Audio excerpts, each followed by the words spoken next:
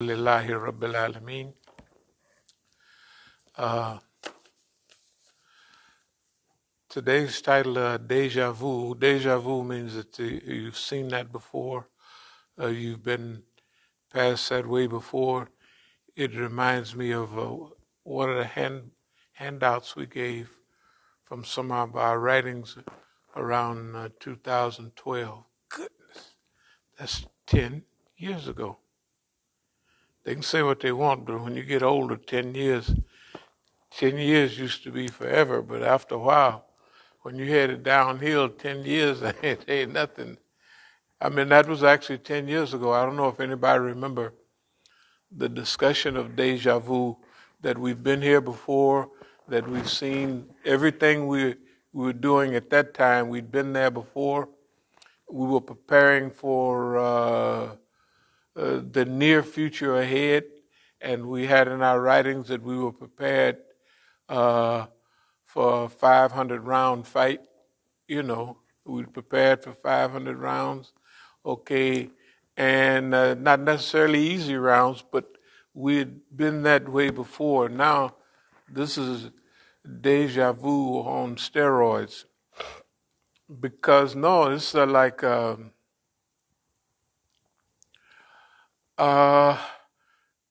actually it's good. It's very good that when you're still moving ahead, but you've seen the scenery before, but you're still progressing.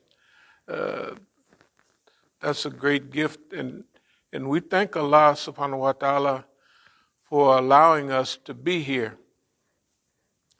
When I say allowing us to be here, that means to go through all the changes associated with movement, to put up with people, events, and actually to put up with yourself, So a lot of people, they could or they couldn't be, it's up to them. But I'm saying for myself, I'm very thankful and appreciative to be here, to be involved, and to have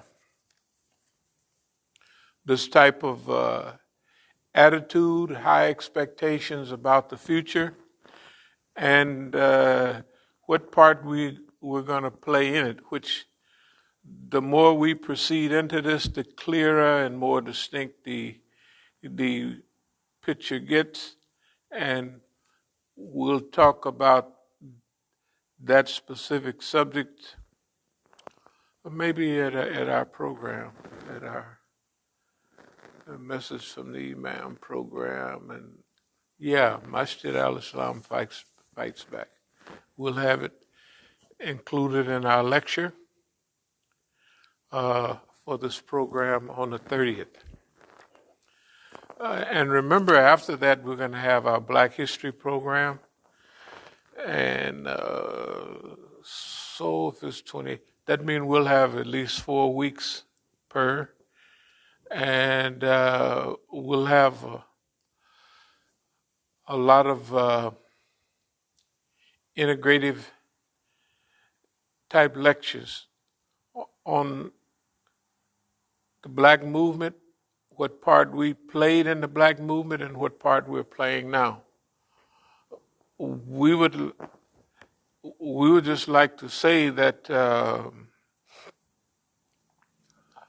everything that we're dealing with now was things that was thought about or there was some suspicion about in decades before. Example, when Dar al-Islam Press, or Dar es-Salaam Press, if anybody is familiar with Dar es-Salaam Press from South Africa, from Saudi Arabia, okay, we had a lot of stuff with whatever they call it, Dar es-Salaam Press, because if you notice, we used to have a lot of books, those ones with the green backs. Okay, we technically not got rich off of them, but they sent a big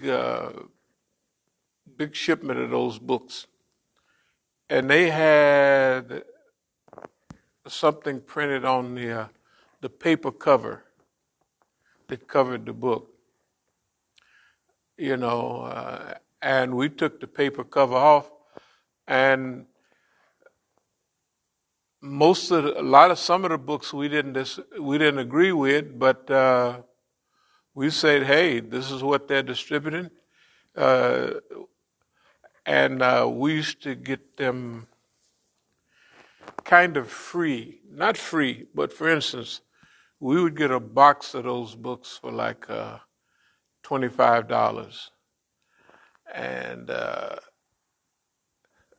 the people have their distributors. Like then, I'm not going to mention the person's name, but he was one of the Saudi book distributors, and they had their hookups.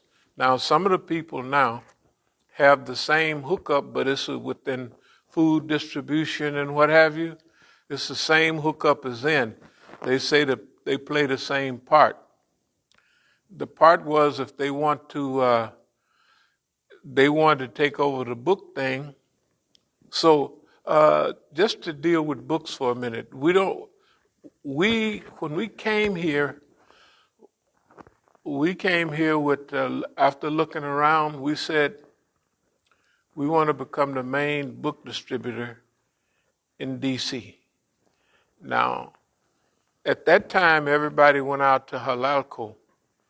There was no book sellers. There's a few people had a few books in it, but if you wanted to go get, that's when people were really readers in those days. I mean, the Muslims, if you would see them. They would be waiting for the latest books to come out, the latest tafsir of Quran. I mean, that's what that was outside and it was inside too, because everybody was kind of fired up about Islam, and they wanted to get the latest ideas and trends. So people were very. When we went to book programs, we sold a lot of the stuff we did around here. Most of it was with book money. I mean, we not donations; it was book money. We would go to all the programs that they have, ISNA programs, later on ICNA programs, and we would travel wherever we had to travel. If the program was in Kansas City, if the program was in Ohio, wherever they had their annual event, usually around Labor Day, we went. When they had programs around Thanksgiving and Christmas, because since the Muslims don't deal much with Thanksgiving and they don't deal much with Christmas, they always have their seminars, their annual seminars. One, ISNA is on Labor Day.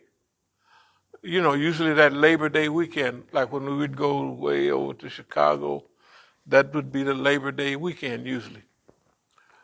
The other groups had another program on either Thanksgiving or on Christmas, because we didn't, So that was a cheap time to have a program. You could get a good price at the hotels.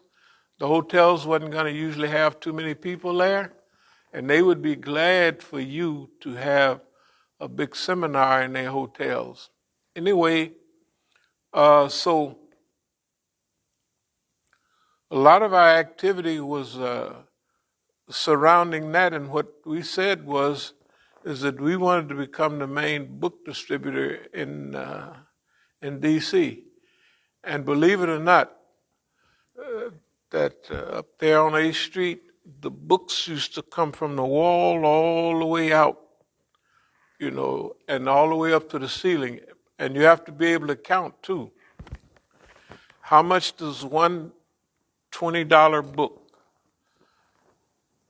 How many books do you have if you got them stacked up to the ceiling and all the way down, except that was a table for duplicating tapes?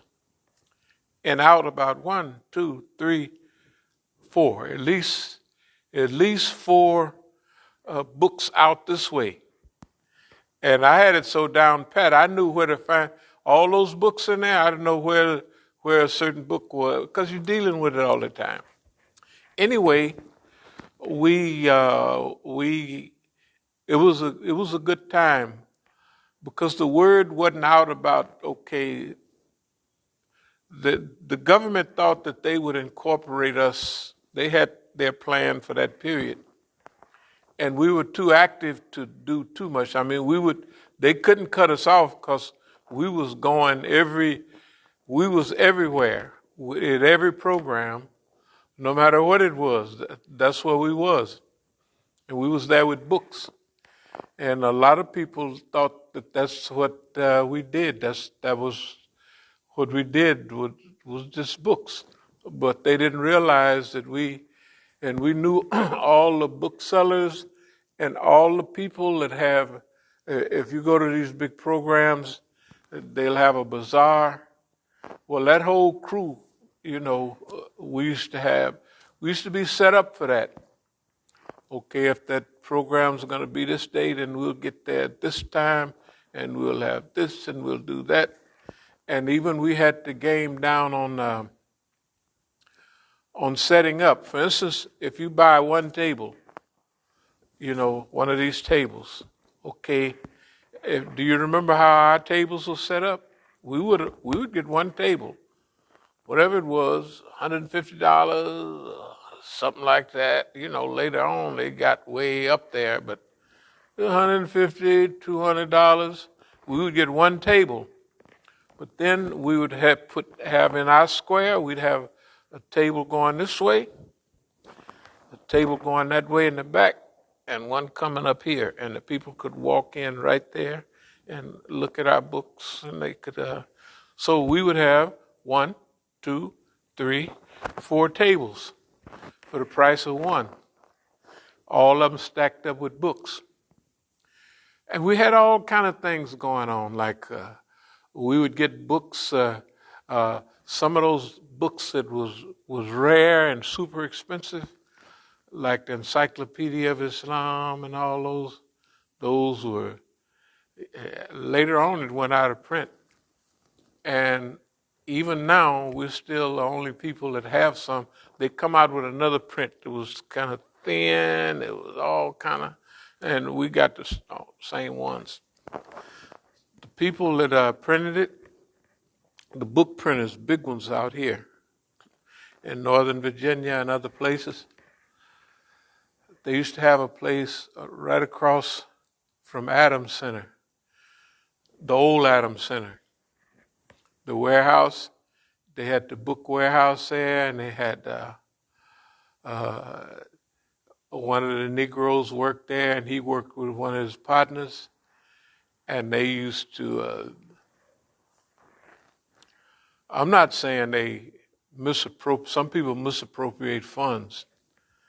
These guys misappropriated, if I were to say hundreds of thousands worth of books, it would be proper. It would be proper. And it's not because the rumor was that the one actually doing the physical managing was kind of not a heroin addict, but kind of almost headed in that direction with the same behavior pattern. So now we're just,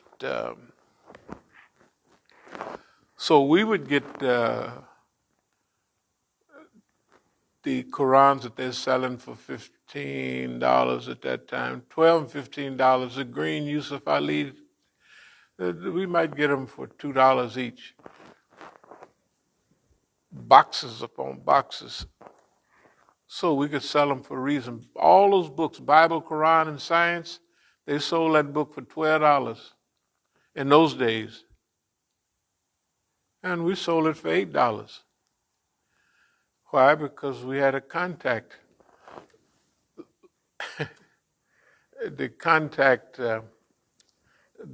Some members of the chief's crew, because I would just buy books wholesale, so they would fill up one of them U-Hauls and they would come by the Masjid over there. Okay, we ordered books from Pakistan and India and everywhere. We ordered them and we had them. The books just came by the tons. That's why we had so many books up there. And we had books over here too. We had plenty of books. By the time we come over here, we're beginning to slow down. That wasn't a subject for tonight, but I will mention this concept of deja vu. We've been here before.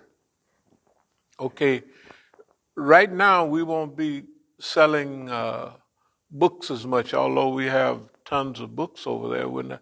If somebody come by and want one, they could almost have it. But what we're going to do is this thing that we're doing, a fundraising.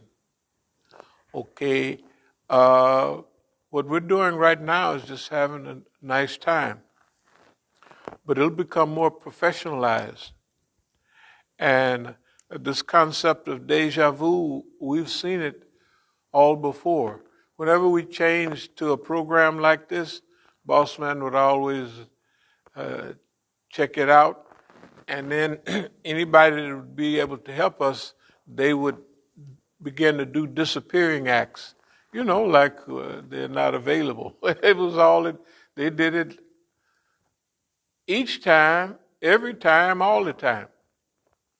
So you already knew if you say we're going to do a certain program, and you begin to act it out, well, then they're going to follow a program. So we just play around with it, like if we say, well, we'll go out to IAC on Thursday night. That's tonight. And then we'll say, it's cold outside. We'll let it go. They'll begin to think that you're going to do, like, for instance, if we would deal with when we used to give lectures outside of care. Okay, we wouldn't be there forever. We would do 4, 5, 6 programs, and then we go about our business. That's because that's all we wanted to do there. It wasn't that we got tired of going or they're not responding, so we won't go anymore. Well, they are responding. By the time we left over there, I don't know if you remember, man, they had them Suburbans that they drive. Do you remember that? One time they had it must have been 10 Suburbans, and then they drive by and they all looking at us. But that's fun. Whatever they think. If they think they run us off, that's not what's happening. If we have a program over there and CARE has all white, do you remember the time when all those white people was up there? And they wouldn't let us, and all the white people come out looking at us.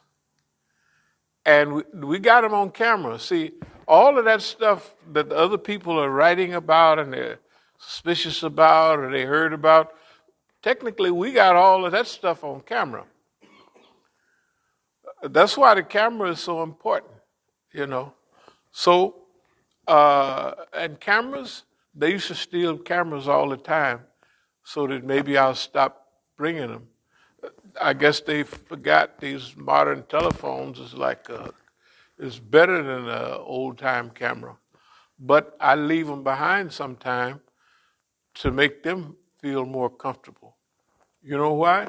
Because when we'd have a contact with them, they'd steal the phones. They stole several phones because the stuff I got on the phone, it wasn't downloaded somewhere else. So they feel like, anyway, deja vu, right now.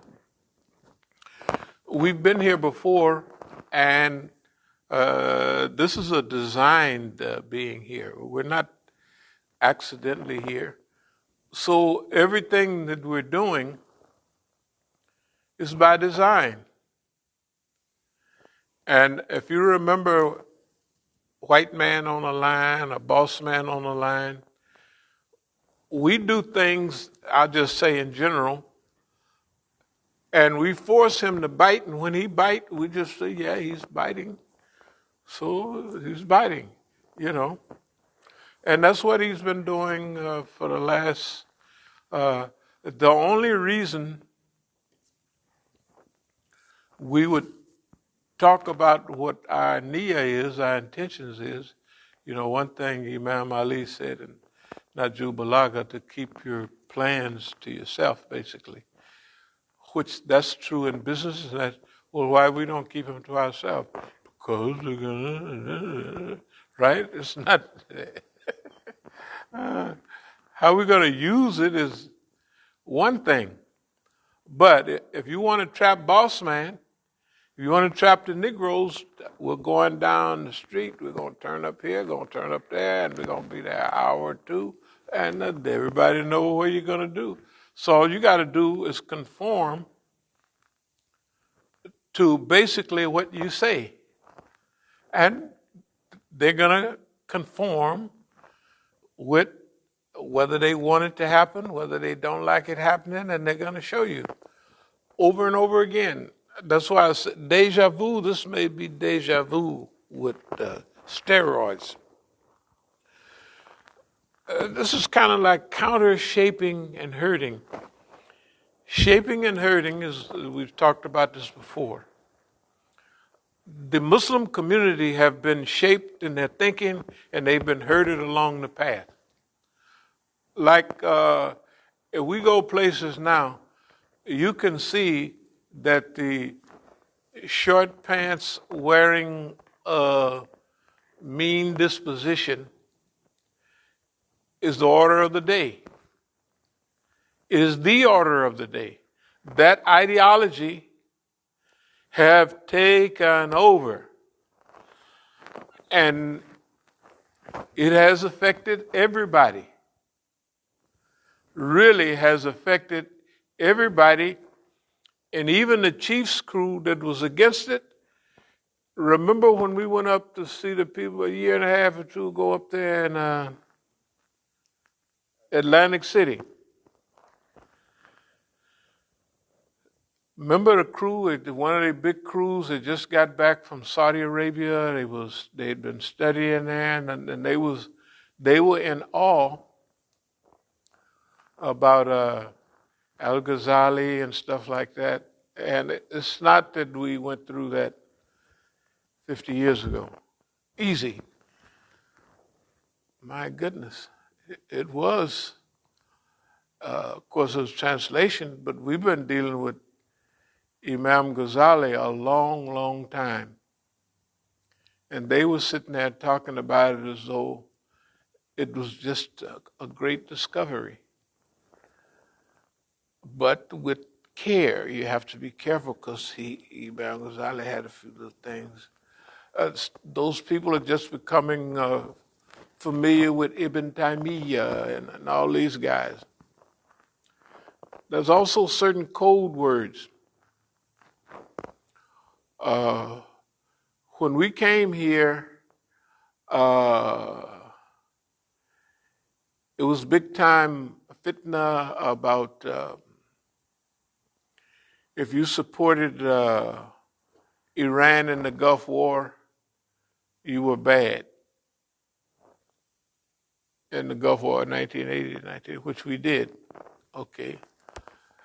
Everybody else supported Saudi Arabia and the other, you know. Technically, they might as well have supported Saddam. In fact, they did. Saddam was a good guy, you know. Okay. There are people who were developing the Bid'ah man, we'd call the Bid'ah man. Dawood, I ain't gonna call his name, but when I mention the first name, I'm sure you can put the rest with it. 1990s, early 1990s, it was a fad. Everybody had to, these were the people to go see and hear. and we called him the Bid'ah man, and all they talked about was Bid'ah.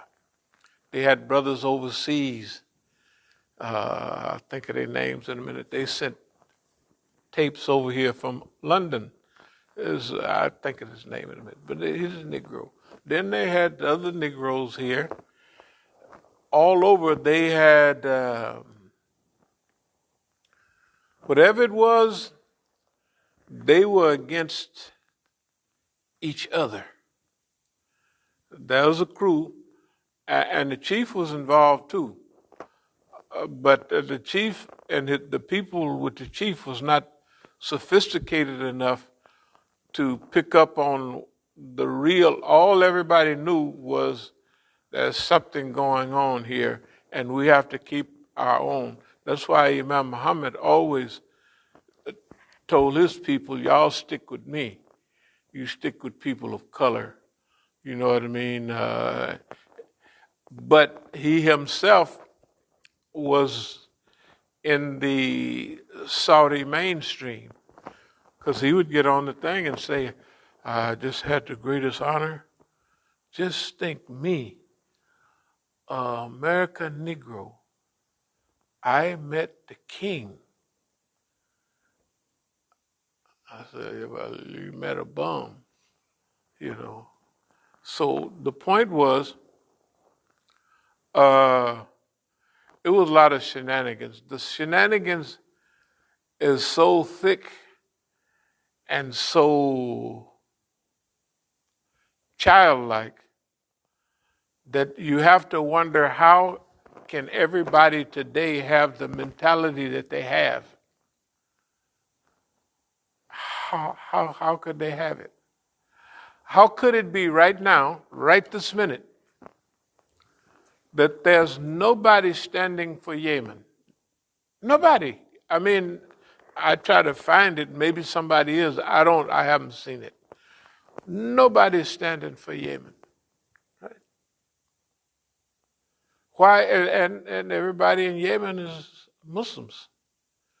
Why is it all right for Saudi Arabia to spend all of that money with the Americans and the British and other people to buy weapons to kill other Muslims? And it's all right. To be frank, our job, they have pulled off everything they wanted to pull off, but our job is easier this go round. Because all we have to do is point out what they're doing.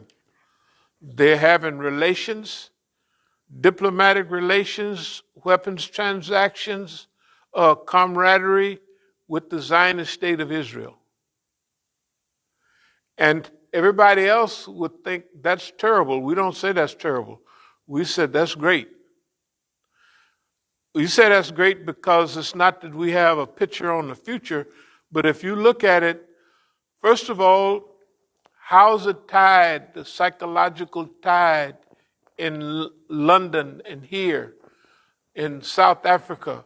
Why is it that Jews are having programs called Not in Our Name about the Israeli state? Why is the Israeli state mishandling everything? Right? You have Jews that came from Yemen and what have you. They got cliques going back to their early Arabic roots, right today in Israel. And the white folks don't know what they're doing, but they have them as though we're showing about Jews of Arab ancestry. You know? Yeah. And they're being mistreated in the Zionist state by the European Zionists. So, talk about racism. Don't be no Ethiopian and a Jew and in Israel, you might as well be black in America. You might as well be, they have the same demonstrations there so this myth about this solidified, unified Zionist state is a myth of the past. The myth about the great control that they have over world affairs, well, they overdo it. They overdo it. They have overstepped all the bounds. That means if you go to London, wherever you go, you'll find the people demonstrating about selling weapons to the Zionist state. Why are you doing that? Why are you not for the Palestinians? You know what I mean? And okay, they had a run. They could sell that stuff, but now there are too many real Jews like our friends. They're saying you hijacked our religion. You hijacked it. That we were put in exile for atonement. When God wants us back there or wherever, God will send us back or bring us back. The state of Israel, what they have now that sells white steak in restaurants in Jerusalem. White steak. You know what white steak is? You plop the center of that boy out, and a lot of people like that. Pork chops. Right.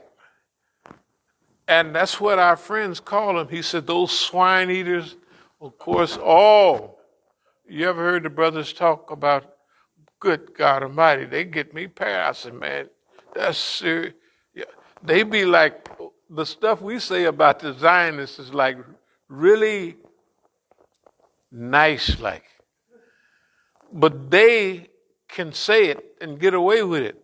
Those swine eaters, and I mean, it's almost like vulgar, but it's not vulgar religiously. It's just like that stuff that they be saying, good God Almighty, and they be real about it. They're hijackers. They have hijacked Judaism. They've hijacked it. You know what I mean? And they got the world thinking about. They believe that atonement, that they were put out of, expelled from, let's call it the Holy Land, because of bad behavior. And they have to make atonement to the Almighty, and the Almighty will they'll know when it's time to go back or what to go back. And then the early years of all of this, the enemies of Jews was all Europeans. They couldn't own land in Europe and all kind of stuff. That's why they had to deal in commodities. They would take over the gold market. They would take loan sharking, right? So the world made them do what they do, and now they mad at them for owning all the banks. Well, you can't deal, you can't own this and that, but they could support other people, right? Other ones know, hey man, we got tons of this over here. Hey man, we ain't got none of that over here. If we can get what y'all got over there for almost free, we could make zillions over here. And so they run them off everywhere. The only ones that helped them was us. You know, I heard a lecture by Abba Eban. He was, 40 years ago, he was the president of the Zionist state. He said when we was expelled from, just talking about Central Europe or something at that time, we went to a place, we call it paradise. It was Palestine. See, we always accepted the Jews everywhere. When 1492, Columbus sailed ocean blue, the same year they expelled, you remember El Cid, the movie, Charleston Heston? They expelled the Moors from, Europe. And they had the Inquisition. What was the Inquisition? You got to swear allegiance to the Lord, And when you didn't, man, I don't know, it was pretty bad, I would have went along with it to get away, but hey, man, they was burning people alive. The Inquisition, the questioning, that's what the Inquisition was. We're going to have a questioning about, investigation about everybody left here, that's here. And if you are a Moor or a Jew, and they talk about, example, historically in Spain, when the Muslims came across and took over Spain, when they wanted to, part of their administrators was Ali Kitab, the Jews. So the Jews went from being a oppressed minority, right, to where they're with the big boys and they're Ali Kitab. That's why the Muslims, you go back in history, you'll find that the Muslims and the Jews got put out of wherever they was, usually together. The history of the Jews, you read the history of the Jews, the book, this history of the Jews, before 1913, and read it after 1913. The histories are different. Histories are different. That a lot of the early part, but when you get to that period of about a 100-year period back, the early 1900s, and then when you get to Zionism taking hold, the Bellflower Doctrine, 1919, you get into all that shenanigans. The point I'm making is, we've been here before, and we don't mind where we are. In fact, we technically like where we are because this is a scriptural position. It's a scriptural position. Whatever we're into, you can read about it in the scriptures.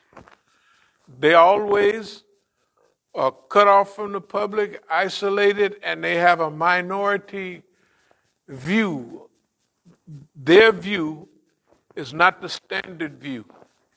And the standard view is the one that gets you into and out of all of their things that they're doing. But that's what we do. And we're not new at it. We've been doing this. And we've had all the time in the world, all the messages in the world, that if we wanted to get out of this and if we wanted to get on the team, their team, it's always been an open card. You're welcome. Bienvenido, welcome. Come on in. It's nice over here. Well, we take a different opinion because of scripture, because of history, right? We kind of know that that's the wrong place to be. And it used to be costly, but it's now beneficial. What do we mean? Other people would think that we've been through a tragic period. It's not a tragic period, it's normal. That's why we always we ready prepared to sleep under a bridge. But any of the people that's been involved in dealing against us, well, let's look at the Oakland takeover.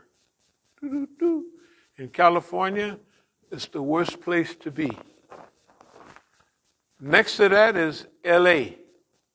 Anybody see that? Our two biggest institutions were in LA. Yeah. Where are all of them now? In DC.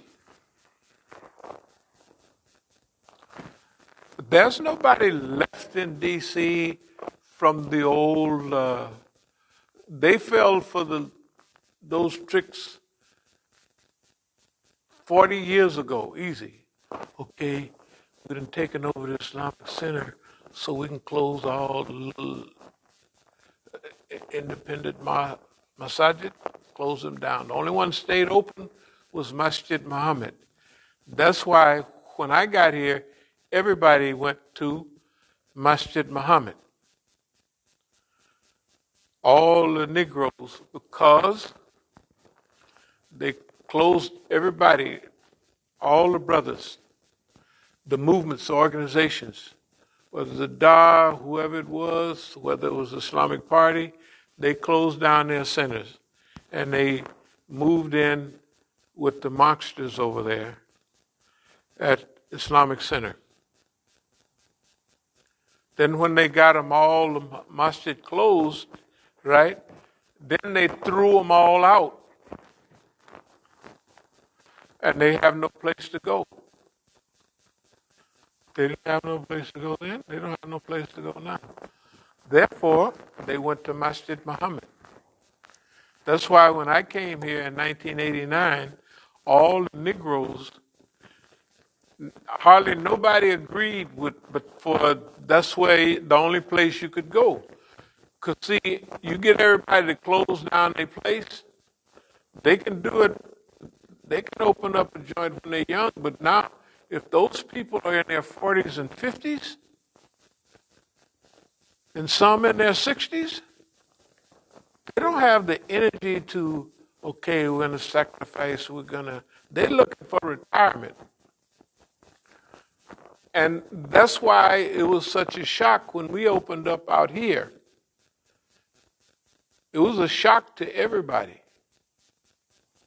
And if we sold delicious drinks, other people would go and try to copy that. Everything that we could do. These are the people that wear their pants up high and all of that stuff. So we watched the degeneration of Islamic movement in D.C., around the country, because remember, we went to programs all the time, all over America, from East Coast to West Coast, from North to South. Most of the time, if we was going to a program, we just fill up our transportation with a lot of books, boxes of books, and sell them. You know, to the hotel when we're going out to Adams Center, and we come off when we come off the little highway, and I said it's a little lake there, and I said, yeah, we used to have programs over there. When I first got here, would go out there. I remember I sold $400 worth of books. Now that don't sound like a lot to you, but if you sold $400 books and you don't have no overhead, you don't have no overhead because you sleep on the ground or so you have $400. Right? If one of the brothers that worked out at Halalco, a lot of the books that I had were Shia books. He happened to be Shia. So he was working there. He bought a whole stack of the books that we had for Halalco. It was $951. It don't sound like much, but that was big money. When I came here, when I left California, going to Canada, to Toronto, we left California with just a whole lot of books and an old station wagon.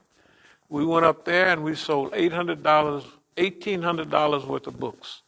So when we came here, everything that you see all over the place started, and you have to visualize this back a few years when things was really moving.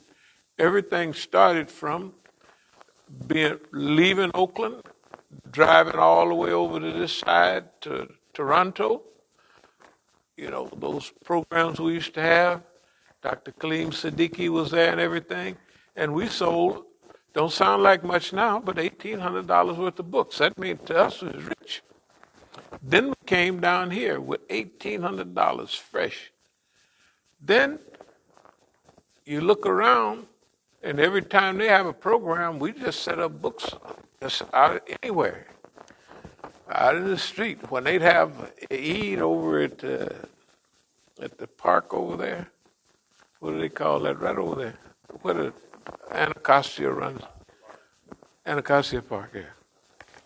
When you come in there, there's a railroad over there, and then there's those tracks.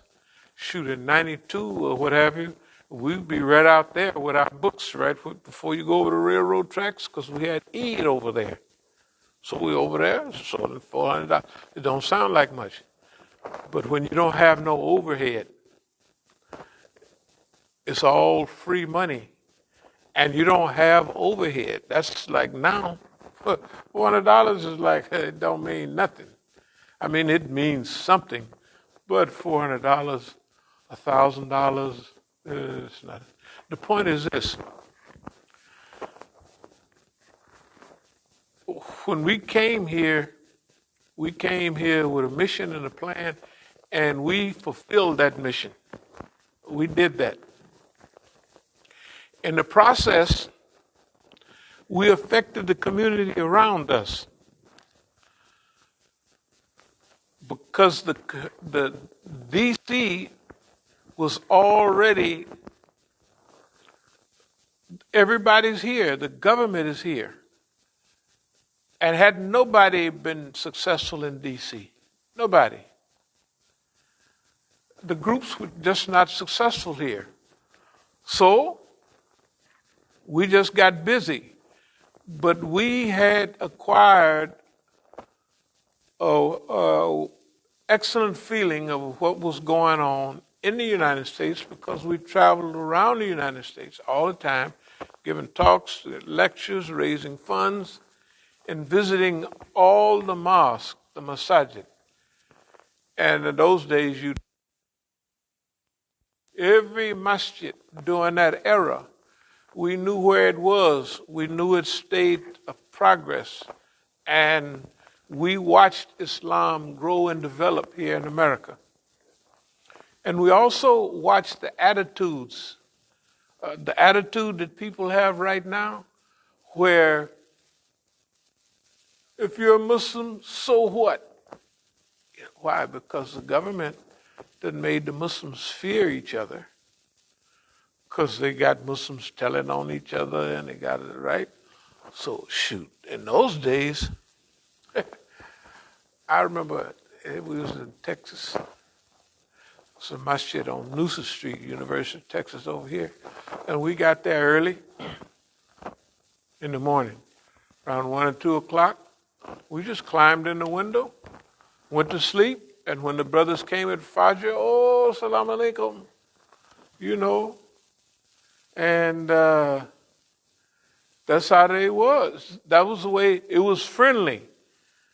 You got to, okay, that's 40 years ago, so it's different. People were glad to see Muslims. African American Muslims had a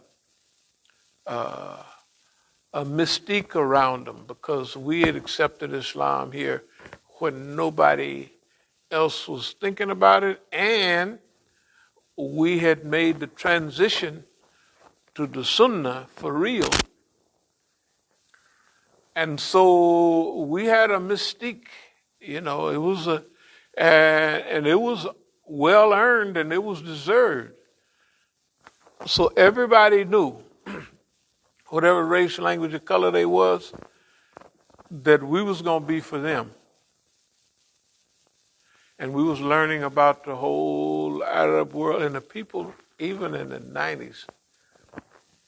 If I'd go through where you're from, in Indiana, I remember in Indiana, and I go through there, and I'm raising funds for either Sami Al-Arian or some of those brothers back then.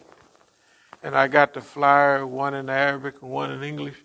And the Arab brothers would look at me like, they would almost like smile or in wonderment. Why is he, why is he doing this? And sometimes they'd be suspicious, sometimes they would be happy, but it didn't make me no difference. You want to help or you don't, So anyway, this is a different period. What we're dealing with right now is we have been through all of this. That's why we say deja vu. We have been through this. We have seen this. We have analyzed this. before. And even in the 2012 notebook, it says we have been here before, but this time is the best. It's the nicest. You know, that was 10 years ago we were writing that. And it's strange because that stuff you read 10 years ago and you read it now, we're in a similar stage, but we are evolving. So let me get back to what I want to say. There's something called shaping and hurting. That's where they have been good at shaping and hurting us. Shaping and hurting, well, okay. If you want the Muslims to go somewhere, you do something over here. Okay, all the foolishness, the old time stuff like just happened in the news. The guy down in Dixie, Texas, he has such and such going on, and he's going to achieve martyrdom, and the Zionists have been out of the papers for a few days, so they have to bring it back in. So they always bring in, the guy is something always, a little, always, I'm telling you, well, we know the Negroes that they either give you a case or the Negro, I'm telling you, in Pennsylvania, I don't know if you remember that case. The judge asked the 4 Negroes, the Pakistani got a case, then he went into jail and he wanted to get all his business straight, his visas and all that. So he just took a job to hire as many Negroes as he can.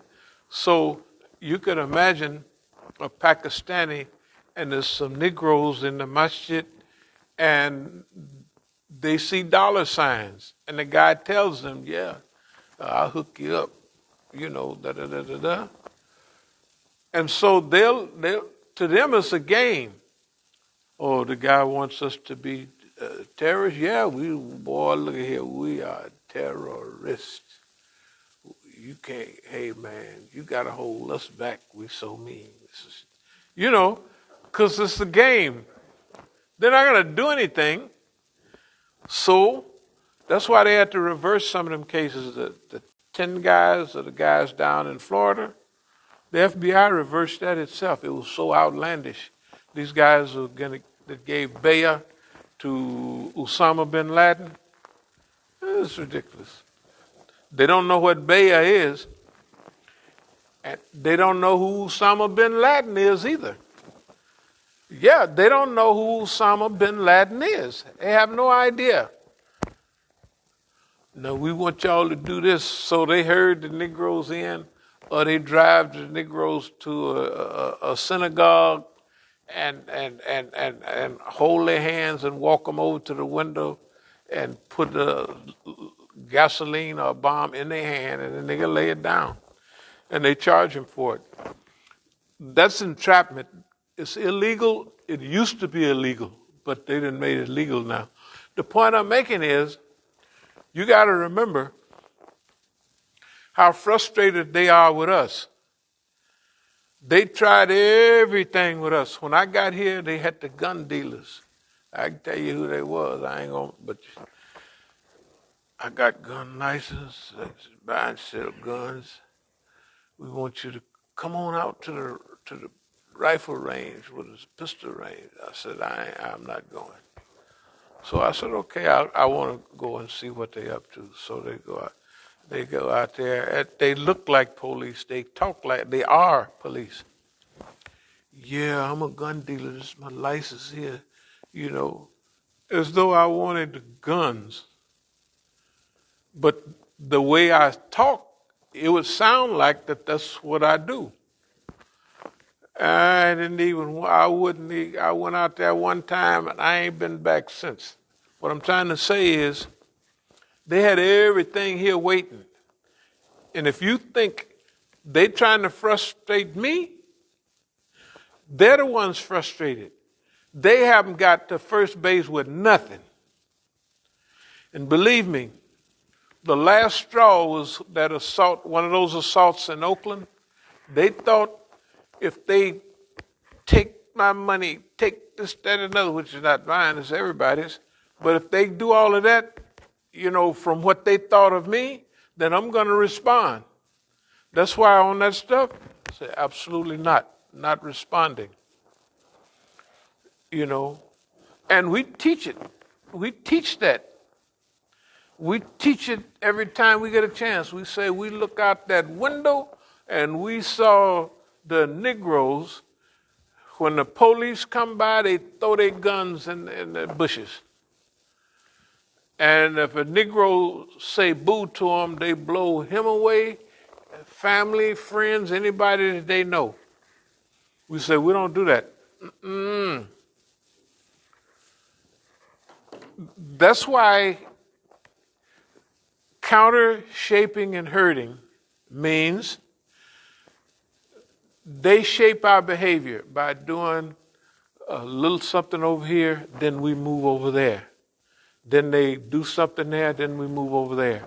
So what they're doing is they're beginning to shape our behavior. They put us in the newspaper as bad guys, so we start crying, oh, we're not bad, we're good Muslims, right? Pretty soon, you done scared all the Muslims. They over there shaping and hurting mean you herd them like cattle by the behavior, by what you do to them, and their response to what you do to them, you begin to shape their behavior, and it's hurting. It's shaping behavior, just throwing something over here, they run over that way. They throw something over that way, they run over that way. So pretty soon, you got them headed right where you want. You got their attitude right now, right where you want, right where they want. But all of that is backfiring now. Everything we ever told people is now clear. We told them who the Saudis was. We told them who Kuwaiti. We told them who all those people was. Okay, now that's clear.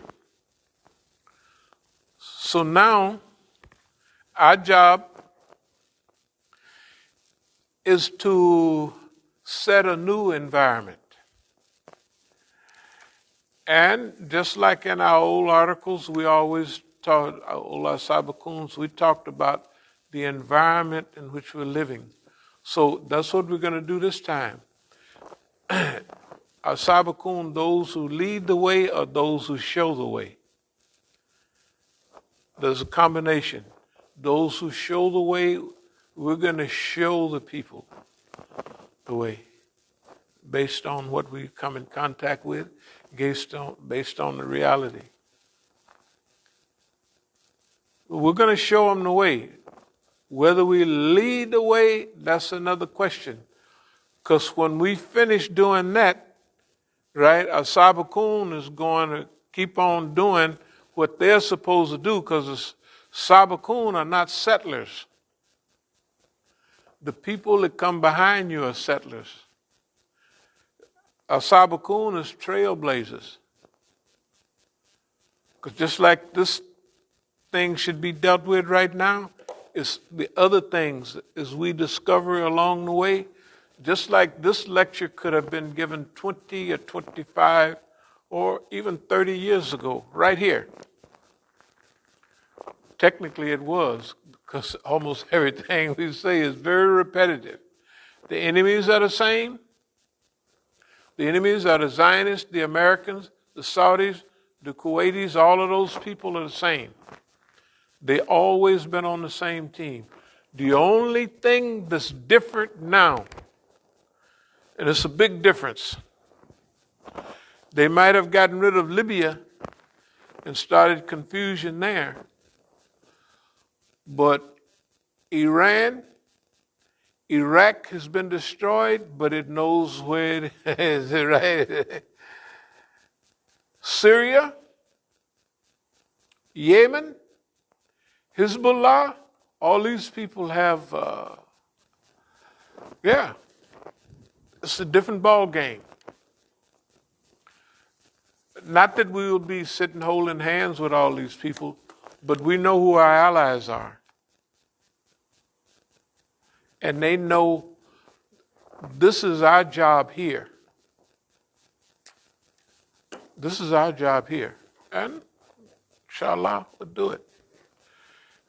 We don't mind whether everybody come or we do it by ourselves. Counter shaping and hurting. That's what we're doing now. Counter shaping and hurting. Counter shaping and hurting. Well, what in the world is that? That means we're shaping and hurting them. It's counter. We have more authority over their lives than they have over us. Let's put it like, we have more influence over what they do to us and around us and about us than they have over us. And we're just a handful of people. That's a miracle. But it's a miraculous time. We're in a global transition period. The big boys are not big anymore. In fact, they're the laughing stock of the world. The hatred, it's time for us to choose a Zionist and to call them out. We called them out before, but it was a mutual, don't worry, a little bit here and there, but this time specifically, why? Because everybody is tired of the Zionists. The people of the world, the UN, said they can do anything they want and get away with it. They can take people's land, they can put them on trial, and they can occupy. All of that is illegal before the UN, right? Everything the Zionists do is illegal. But they do it because they can get away with it. Never worry about the Zionists. Just hope that you have patience long enough for them to trap themselves with arrogance, with profundity. It's illegal for you to say anything about a Jew. Well, no, not about Jews, but about Zionism. And our record is good because we've never been against Jews. And we know the ayats in the Quran, whether Yahud, whether Nasara, whether Sabiqun, any who believe in Allah in the last day and work righteous deeds will be with their Lord. We know we got the ayats already picked out. Okay, that means that وَمَنْ أَحْسَنُ قَوْلًا مِمَّنْ دَعَا إِلَى اللَّهِ وَعَمِلَ صَالِحًا وَقَالَ إِنَّنِي مِنَ الْمُسْلِمِينَ. That's going in big letters this go round. Okay, we're just talking about what. So shaping and hurting, counter shaping and hurting, we've already done that. We're already doing that. Never look at it on the surface and think, if we say, well, we're going to raise a little crew to go here and there, and pretty soon nobody's showing up. So what? It don't make no difference. Because this is all the preliminary stuff, and you just want to see where you stand. Well, I'm going to do this. Remember, they always said, everybody said, don't go telling people what your goals are. But they're going to try to stop it. Now, what if you tell boss man your goals over and over? What is he going to do? Can he help it? Of course he can't help it. And that's one of the things, everybody say, okay, your real dynamite goals, don't tell anybody unless those people are behaviors designed to help you get there. That's what everybody says. So we said, no, we tell. We'll tell boss man, we'll tell the Zionists because they're all right. They're getting ready to go over there, right? It's ridiculous. It's ridiculous because they're stupid. With all that technology, they're stupid. With all that technology, the United States of America is stupid. With all this stuff going on in the world, if they so dumb that they either in it together with the Russians or picking a fight with the Russians, instead of fixing up the climate, we're gonna watch out for you. We don't want you to do this with what's the country over there? Ukraine. Nikita Khrushchev was Ukrainian. Nikita Khrushchev, the premier when I was coming up, the one that beat on his shoe on the UN thing, talking about we will bury you. Khrushchev is Ukrainian. And the other people is from Georgia. Shevardnadze, all them guys, they're from Georgia. All those part of the Soviet Union. They had missiles in Cuba. And they had a boycott. They was ready to go to war in 62, over 61 or 62, over that, right? And now the U.S. is trying to surround Russia, and it's okay, right? These people are dumb. It ain't nobody with them. You tell the Germans, we don't want y'all to buy none of that Russian gas to keep you warm. You know how cold it gets in Germany? Good God Almighty. This right here ain't nothing. It's muy frío in Germany. Muy frío. I mean like frío, frío, frío. It's cold, cold, cold in Germany. That's Europe, EU, caves and hillsides, and rope to bind it. Don't worry about that. Don't pay no attention to all that stuff. So that's Europe, man. I mean, it's like frigid. Okay, let me speed up a little bit. Black History, we're going to have a good program doing Black History Month, inshallah.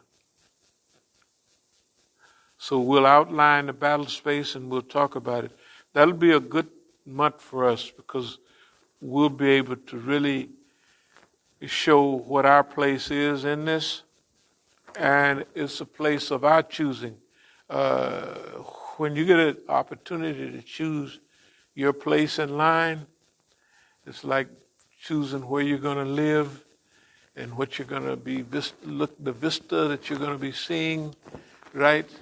And the language you're going to be speaking, the vocabulary you'll be hearing. We're choosing our place. And we will use Black History Month as a time to really solidify and to manipulate the battle space. We have here to continue to use a telegraph message to shape the battle space. Telegraph is like, in fighting you telegraph a punch, Like before you throw a punch, you throw a punch from your shoulder, right? So if you watch there, and if you watch the foot, the people that know how to throw punches, they lift, when you're going to throw a right, you lift, you put your body into it, right? So a part of that is working your body.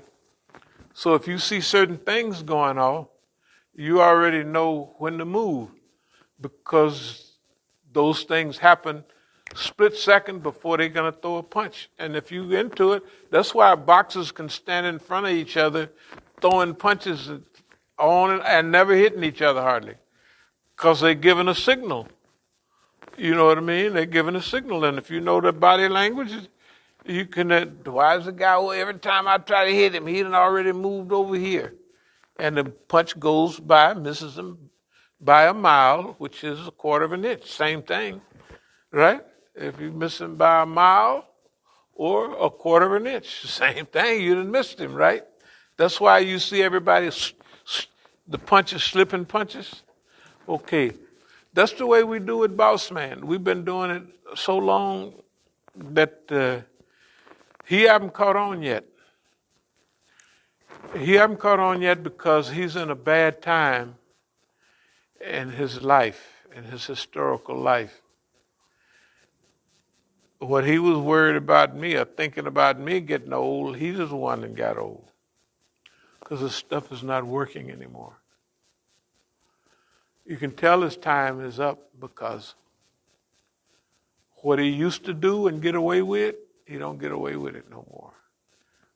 He haven't even won a battle. When he won a battle, the Americans, yes, they kill a lot of people. Yes, they destroy, whether it's Libya, whether it's Iraq, they kill millions. But they leave with their tail between their legs. They slaughtered people in Afghanistan. They lost. They lost. Everywhere you look, they losing. Right? It's not we're losing, they're losing. The other thing is, at that period of time, there's always been somebody or some crew forecasting and telling the people, the fall of Babylon, get ready, is coming, right? Be here next week. That's the part we chose for ourselves, and that's the part we've been playing. We done predicted every decline for Boss Man. It's sad. We have predicted, forecasted literally every one of them. On the money, on time, in time. And when you're in a fight and you're getting punches all the time in your eyes and your nose, mouth is swelling, can't hardly breathe. You have to spit your mouthpiece out because you know what I mean. And then when you get hit, then you really gonna get hurt because you didn't spit your mouthpiece. Well, you get so much juice flowing in and around you that you got to spit that thing out. Just plugging up the little hole you breathe through, just plugging it up. All right? And blood over your eye, they didn't hit you up there so much, it's going down in your eye. Blurs your vision. It's just like a fight. This is what's happened to Boss Man. His vision is gone. He can't see straight. It makes no difference. He can't see straight. He's malfunctioning. And historically, the people that came and tried to help, they don't want to help. They don't want. So, okay, go ahead. We did our part. We offered to help. We'll try to rescue as many innocent people as possible. That's our job.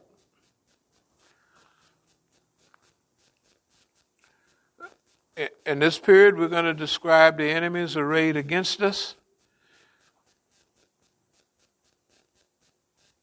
And of course, we're going to concentrate on piety, exterior piety and internal piety.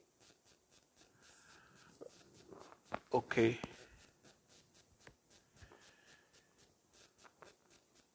We talked about being a target here for 30 years. That's in D.C. Actually, it's 32 years. We came here in 89. That's 33 years ago, right? That's a while ago. Yeah, 89. Yeah, this is 2002 now. 22, excuse me. This is 2022, right? Okay. So, yeah, we've been here. I mean, you're talking about time picking up speed. That don't seem like that long, but it must be. The calendar's right there somewhere, so that's what it says. Okay. Describe enemies arrayed against and concentrate on exterior piety and internal piety. 30-year target in D.C. recall people to unity and brotherhood, kindness and love. That's us. We're not going to make fun of, but we're going to show the absurdity through the Quran and Hadith of the behavior of people, right? They may have one Hadith that say, if somebody is going to be so many sects, that's one Hadith that they got. All of them going to hell, and they always are the ones that's going to go to heaven, them. Is it because of piety? No, it's not piety, because the Quran, the Hadith say, if you can't help your brother with some money, smile at him. What do? When they see you, they puff up. Not even a smile, right? So sometimes they're not following. You got to wear your, they said, they don't read the Hadith. Because the same Hadith that they follow, they just follow the first part. The second part says, O Rasulullah, this is Abu Bakr speaking, I wear my pants long because he said, yeah, but you don't do it out of arrogance, right? So there's Negroes that they got a piety book out, and the higher you at, the Negro gonna go overboard. Don't you worry. It's not that we're against floods, but when we was growing up, you couldn't wear floods was what Euros wore, right? So, even when we got our stuff tailor-made in Pakistan, it was still long. So they just didn't want to have no floods. Not out of arrogance, but that was just, the way we looked at it. And they ranked that with, and the people are so mean. No, but it's worse than that. Did anybody hear about it a few years back about Philadelphia and the things about the little girls being taken over to certain places? And yeah, who was it? The same Negroes talking all that piety to? Yeah, it's unbelievable. And you ain't bothering nobody, but you ain't no good because you wear long pants. This is people are crazy. And a Negro, I've seen them. They cut their pants off up here. The calf is showing. And I said, man, that's what Imam Jamil said. He said, if Junebug, that's what they used to call him down there. Said, if Junebug, if red is the color, Junebug is going to go extravagantly pink. In other words, if wearing your pants is 2 inches up here, they going up here to the knee, just so it's still halal for you to pray, right? Yeah, if they went 1 more inch, you couldn't pray. That's what they're going to do. And that's piety. You got to look at, that's an excuse to get away. If you hate everybody, I can't support them because they're not on the haq. They're not on the haq. I don't have to support them. Yeah, that's an excuse. And then your boss is on the haq, and he's the biggest bum in the world, Saudi Arabia. Astaghfirullah. That's the Qadam at Haramain. Where's the Haramain? The Mecca, man. You know where it's at. So what do they do there? They protect the holy shrines. I said, that's why they invited all those Americans there. The Americans they just stuck. They don't even comment, the Americans. Who are the Americans? Right?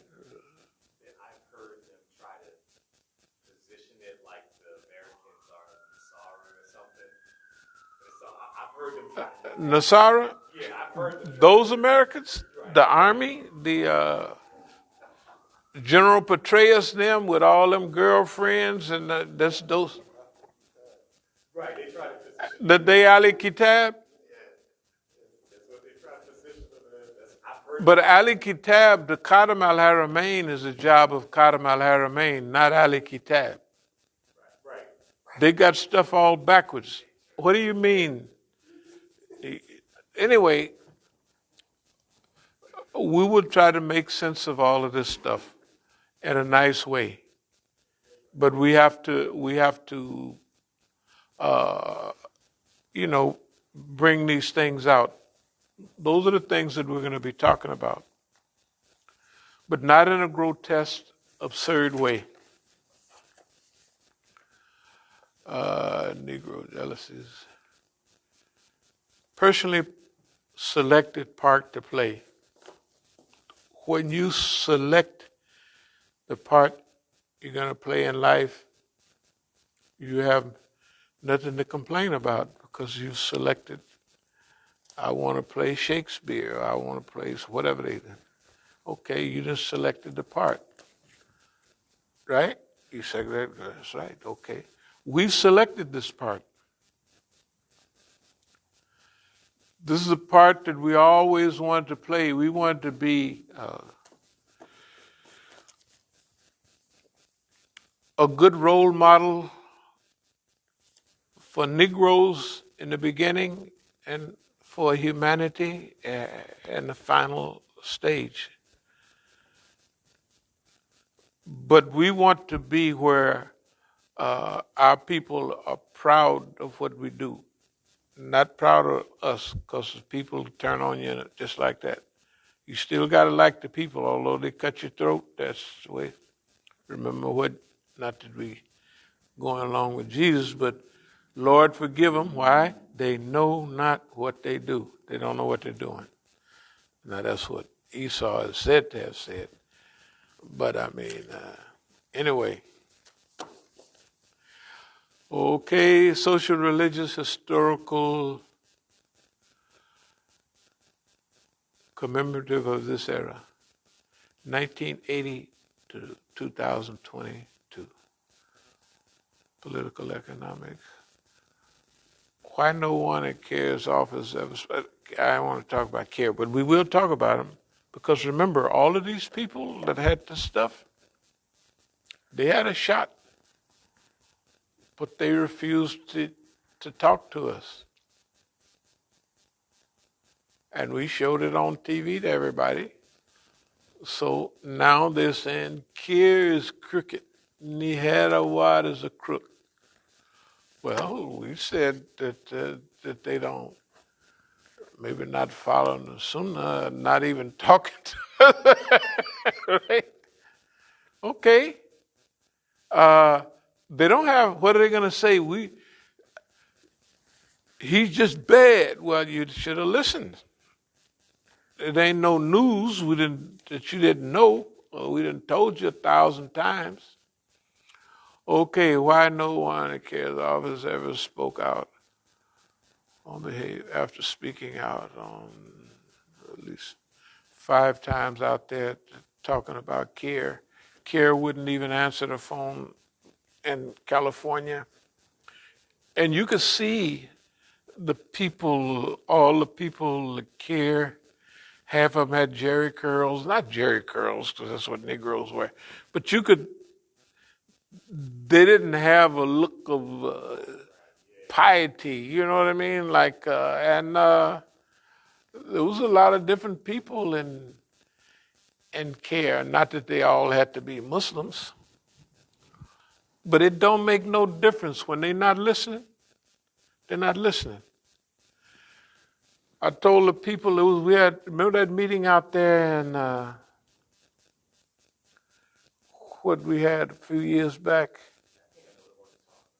Yeah, out there in Sterling. We went out to Sterling, and some of the people was there.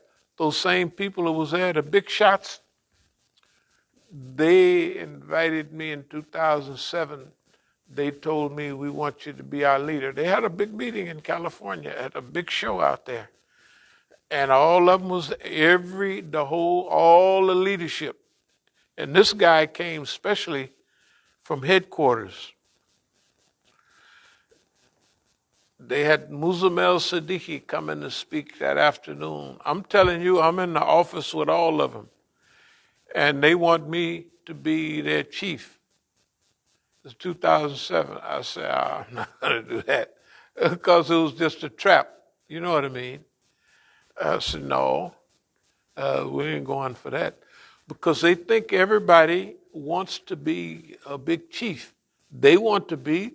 So if we offer you the chiefhood, then you ought to be glad. And all said, no, no, no, no, no, no.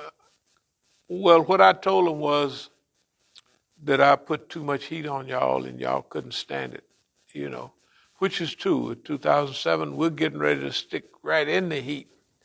And we're getting ready to go through a long period of standardized heat. You know what I mean? There would be too much for them. And that was the reason we didn't do it, because they wasn't prepared. I mean, and they was all there. In fact, they moved the meeting out to, they thought I'd be comfortable out at the big Shia center there in San Jose. They moved it out there. And the Shias was right along with them. So all that, Imam Musa, we need you. Shoot. Y'all think I'm crazy? Y'all must, of course I didn't say that, but it sounded like we thought that's what I meant. I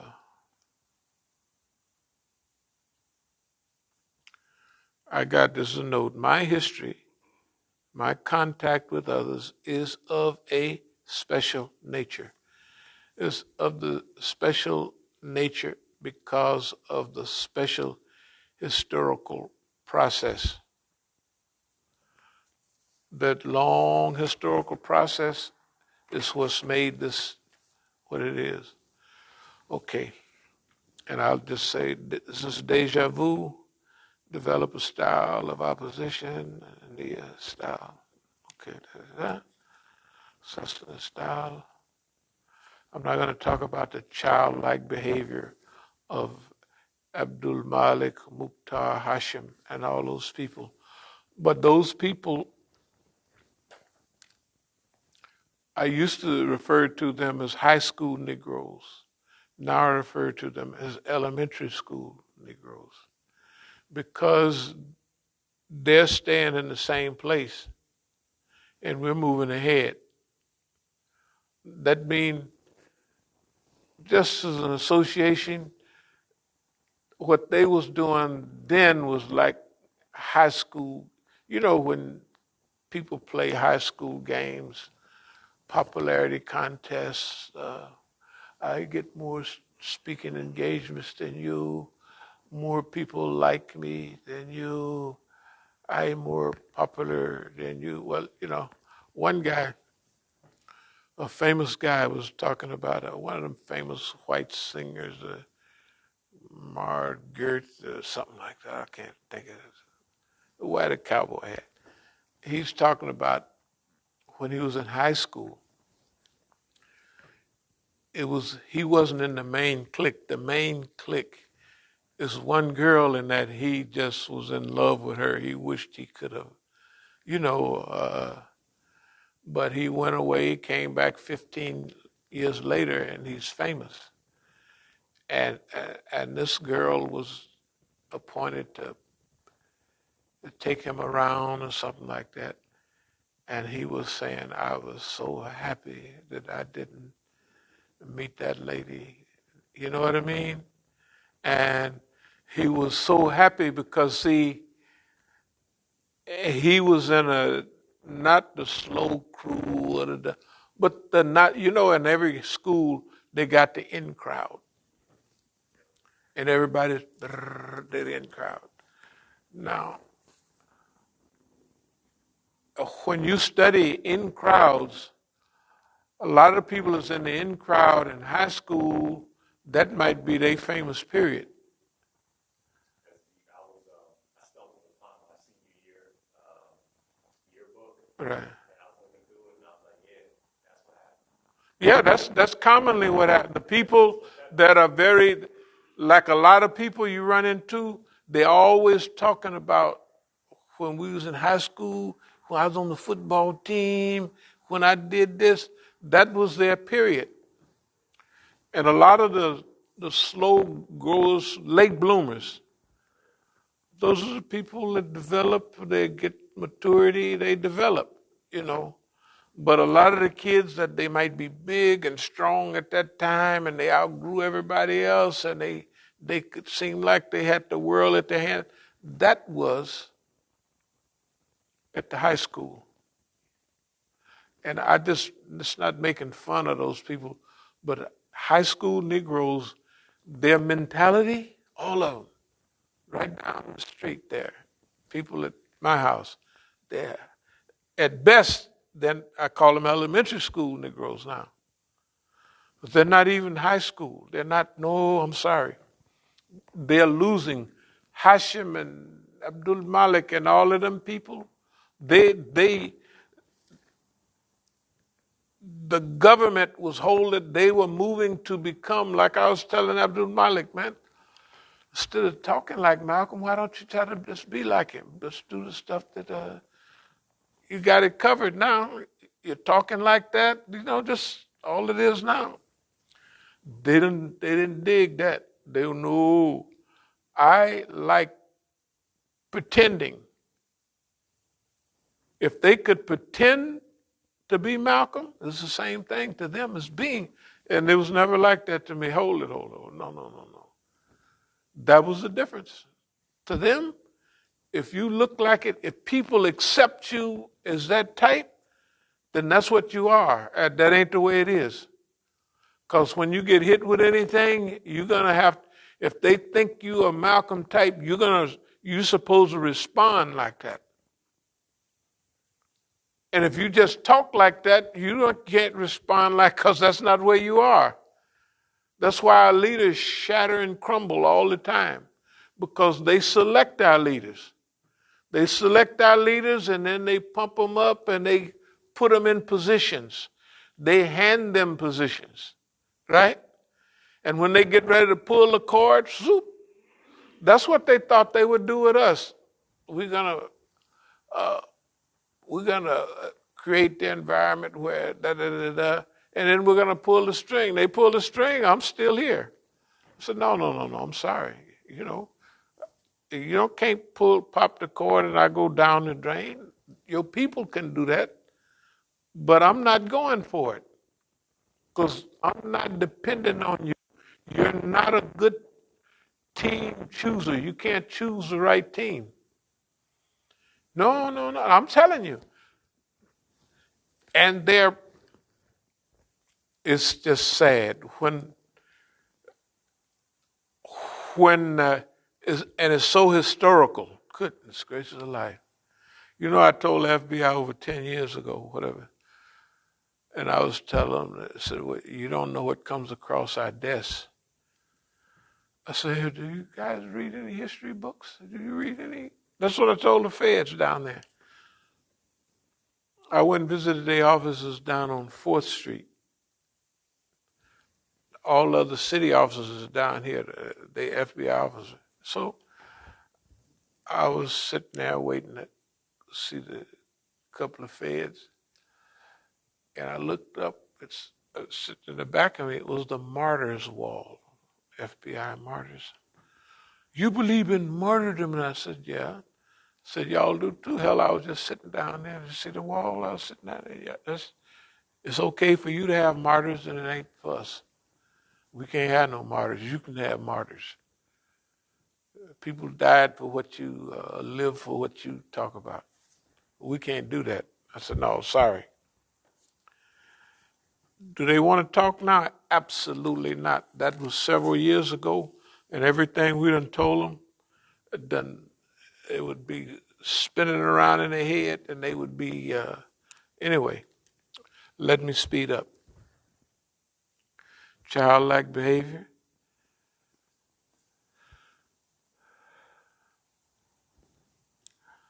What we're working toward is, you know, the way they tell stories around campfires. If anybody ever went to camp, like years ago, they'd had a campfires and they would be telling stories.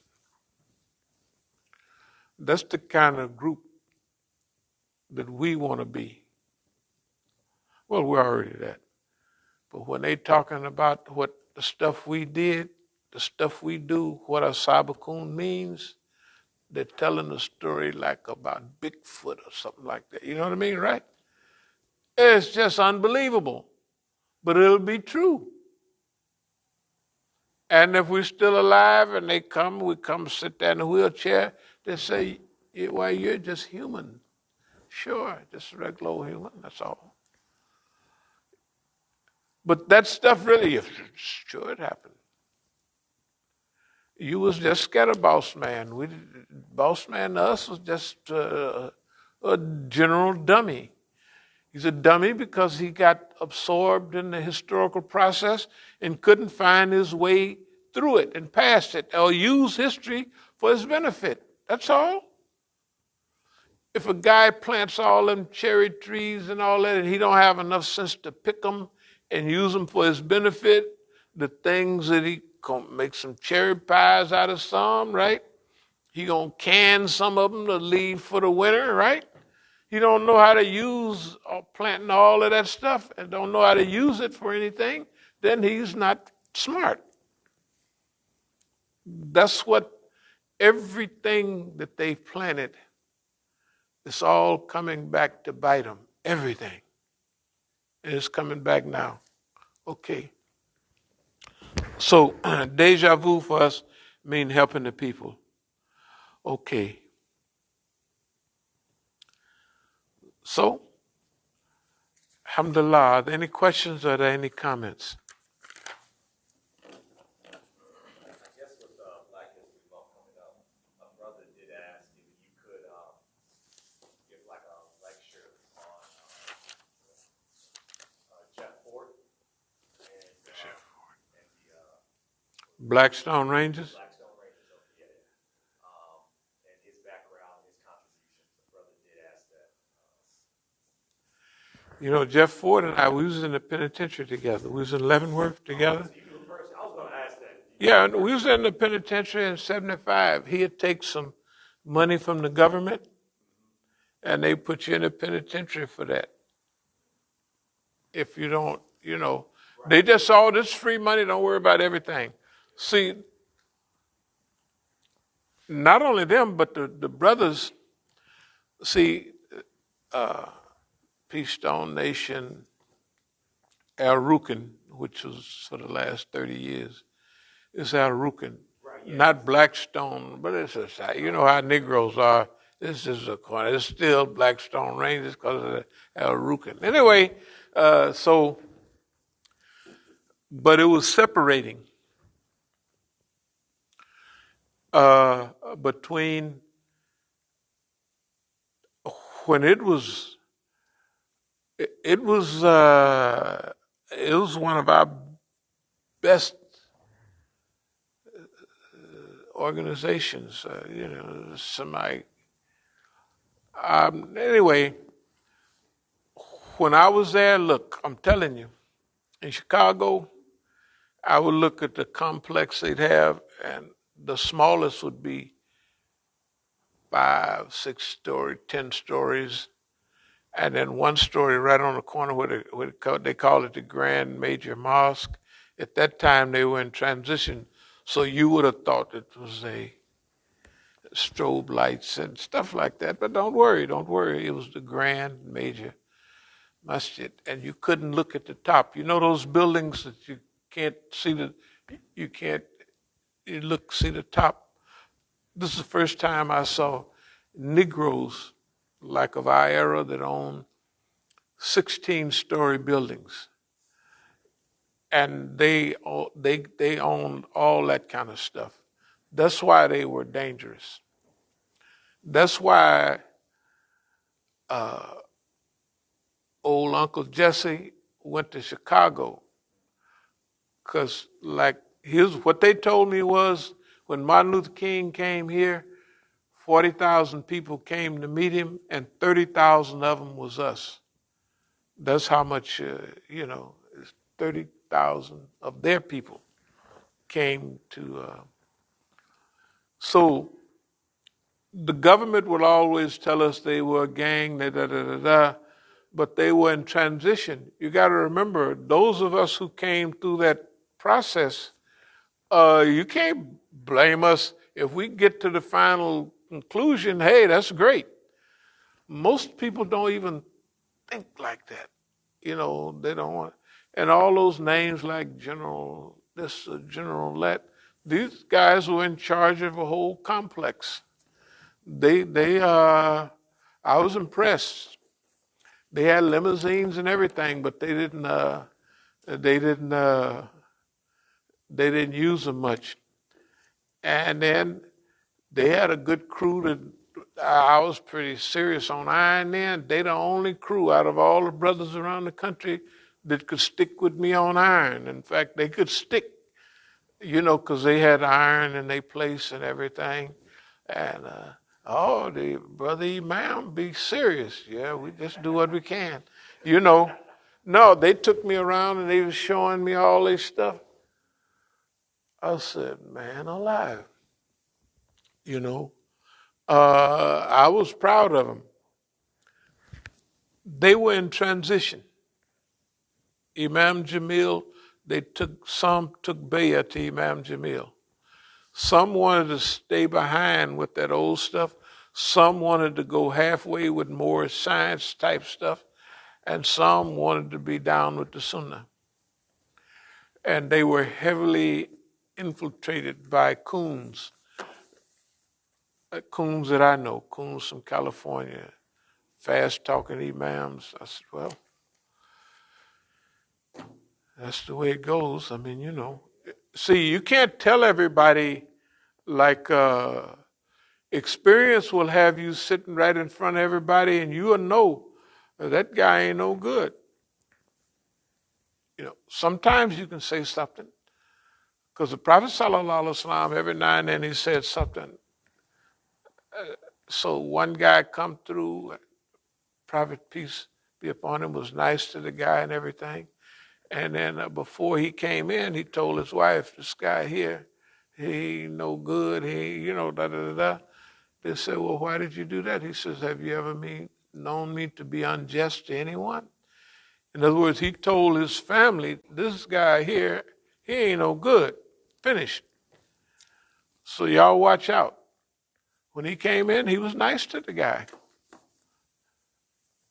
If he was a prophet, he ain't going to say, why, you a bum? Look, man, I know you're a bum. You've been a bum all your life. Your mama's a bum. Your daddy's a bum. You come from a bum crew. You just bums, nigga.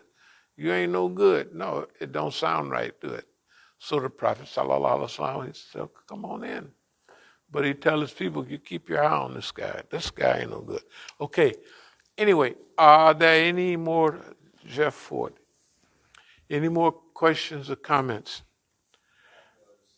That was it for today. Okay, the other thing I want to mention about certain people is evolution. Evolution.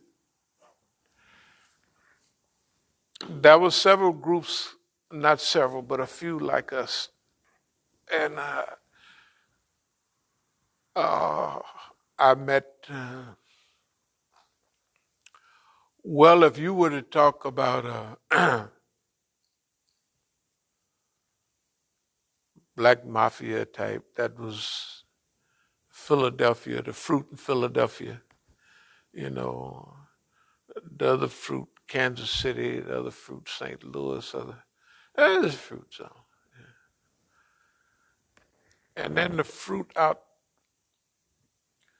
see, in the early years, till I went to the penitentiary and I was in the fruit with everybody from all over, I had the feeling that some of the things we were doing in California was isolated from the trend.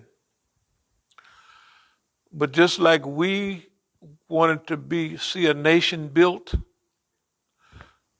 it's nation time. That was all over the country. When I was in Leavenworth, the captain, the lieutenant, and the secretary was in the penitentiary. And then Nathaniel Muhammad, the chief's brother, was there. And the news was that the chief's brother, when the Imam Muhammad came there to check to see if the case he got was illegal, the chief just quieted down and left. Because we'd be on the yard at Leavenworth and they'd be everybody knew that Nathaniel Muhammad, Elijah Muhammad's son, that was a minister in Kansas City, was illegal. It's on the yard. Man, he's doing that. So he got convicted and they sent him to McNeil Island. He's supposed to get convicted if everybody knows what he's doing, right? And then Philadelphia, I always wondered why I got along so well with Philadelphia. Because Philadelphia was kind of like Oakland. Yeah, Philadelphia, we just got along good. But the approach in Philadelphia was not as kind as although we part of the same crew, we couldn't go to nobody and say, you guys ain't kind, man. Y'all got to slow. They were but Philadelphia and Oakland were sister cities. Their attitude, the way they moved, Oakland and Philadelphia was very close. Except the leadership in Oakland, that guy, the captain and the minister was dope fiends. That's in Oakland, not San Francisco. See, I never attended the center in Oakland. No, indeed. I went all the way across to San Francisco because that was a good crew over there. Captain Jerry and them was over there. Bernard Kushmir was the imam, was a minister when I first got there. I don't know if y'all ever seen This Is the One, Our Savior Has Arrived, and all of those books. Look them up. This Is the One, and Our Savior Has Arrived. You know, Bernard Kushmir. And anyway, Bernard Kushmir, he went to Phoenix. The Lamb was living in Phoenix, and he went there to live with him in 1966. Then they brought in Henry Masjid. Now, if you want to get the real history, remember I was telling y'all about Askia Muhammad? See, we used to sit down when we was in Sudan together, we talked about all of these people. That's because we was the only one, of a similar age and historical background. And he was the editor of Muhammad Speaks in the old days. Okay. This is the one? Bernard Kushmir? Yeah.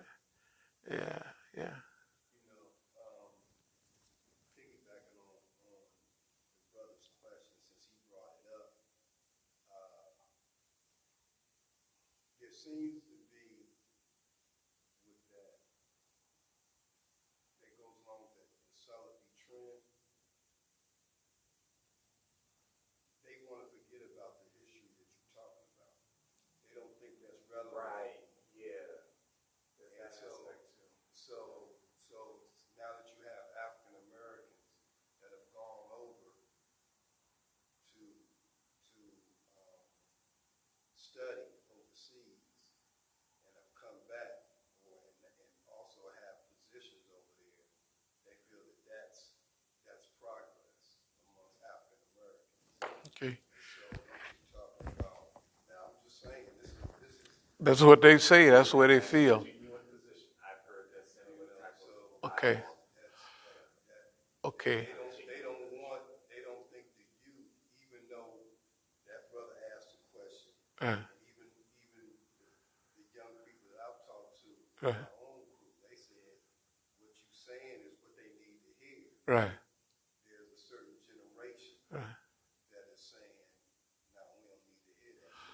That's okay.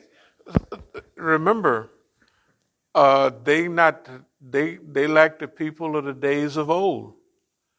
So where you get your authority from? We don't see no angels and no whole bunch of crew hymns, praises, singing. Who are you? That's a standard question. You just like us. You just like us. Question though. Did you see anybody at that, all them brothers that went overseas and everything, did you hear anything coming from them at all when we went up to New Jersey? Where did we go up there?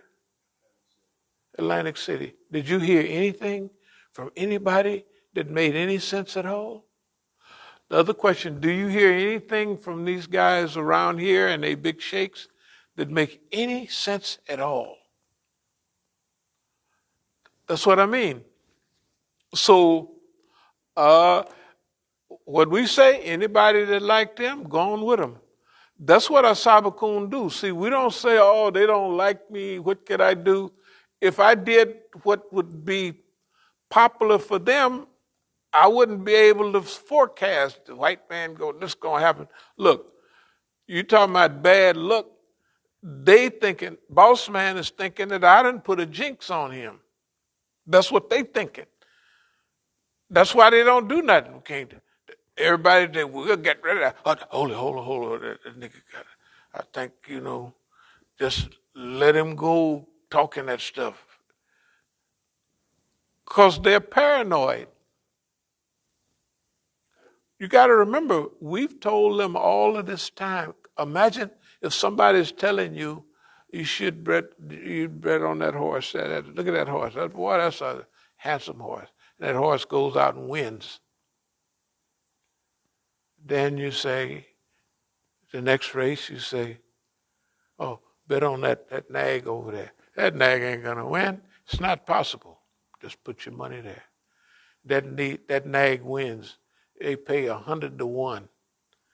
If you'd put $1 on that nag, you'd have got 100 back. If you'd have put 1,000, you'd have got 100,000 or two, right? And that happens every other day. Every political and social thing that happens in front of everybody, whether it's on the radio, they heard it, whether it's on the TV, whether it's in the movie, it all relates right back to, well, it's almost like we told you, boss man, you gotta, and guess what? Suppose boss man have had nothing but, we don't call it bad luck, but suppose he ain't had no good luck. He don't have no, he ain't won, he the champion and he done lost 5 fights in a row. He lost in Korea, lost in Vietnam. Everything he had with us, he says he won Grenada, but it was 10 people down in Grenada, right? In 89, he said, well, we won that one, right? He done lost everywhere. And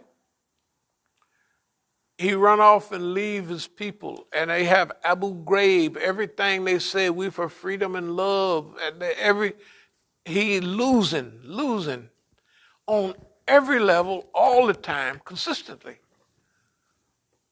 So if they want to follow it, they should be, they will fit into the historical religious pattern.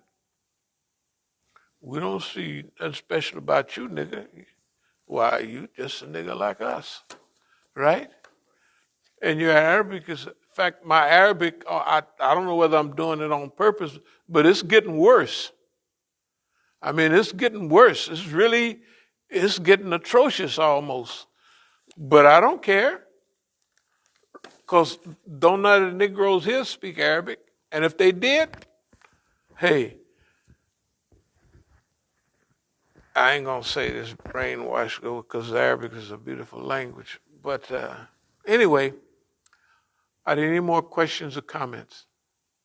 No, that was it. Okay. Alhamdulillah. I think